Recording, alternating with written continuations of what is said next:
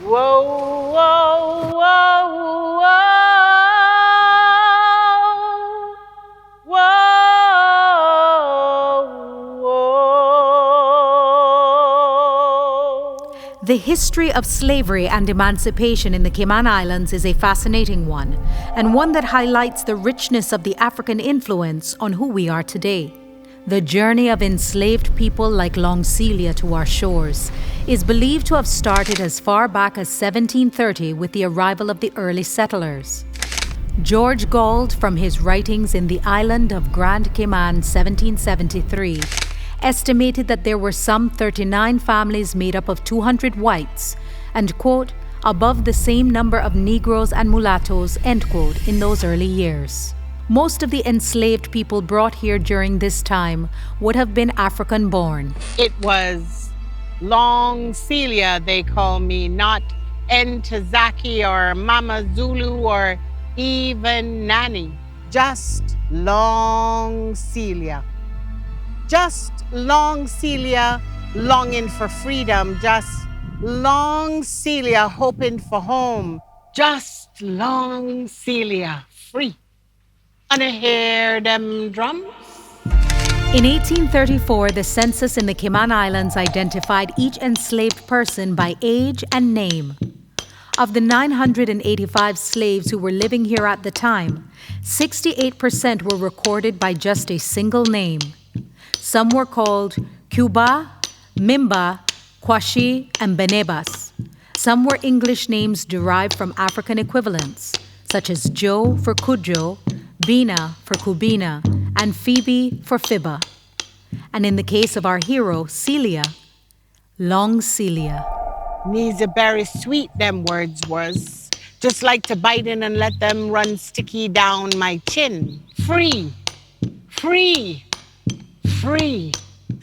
And I hear them drums. This my Sunday offering. This my Boxing Day dinner. This my candlewood.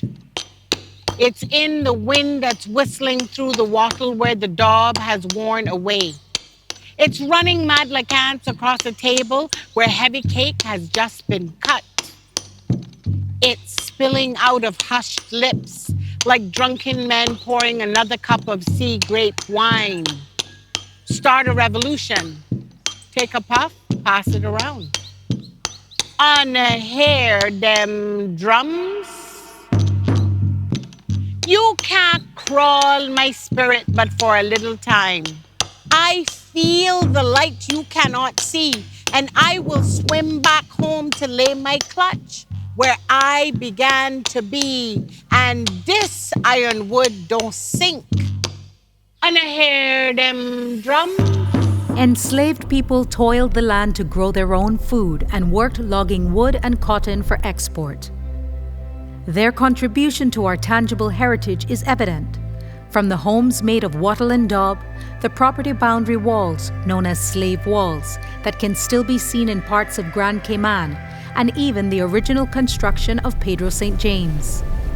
The impression of their work is indelible, but as with all enslaved peoples, they long to be free, and that is what makes the story of Long Celia so moving and symbolic to us today. She was a hero whose daring to want her freedom came at a price. Sarah, you a gap-seeding duppy.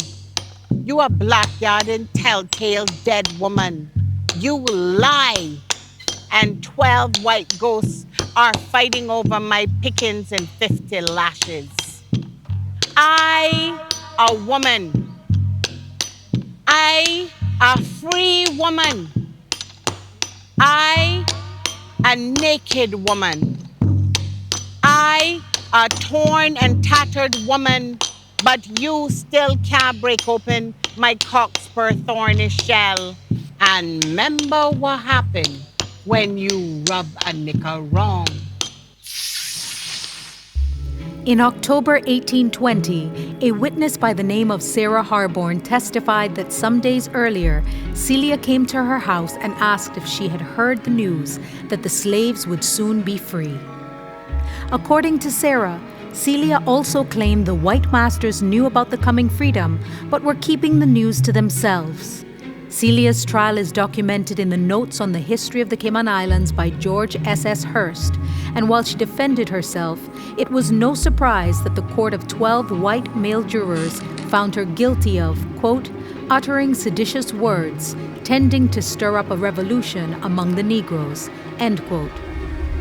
What is surprising is that in those days when the maximum lashes an enslaved person could receive was 39, and the whipping of enslaved women was about to be outlawed in the British West Indies, Long Celia, a woman, was sentenced to 50 lashes on her bare body in a public place at Georgetown.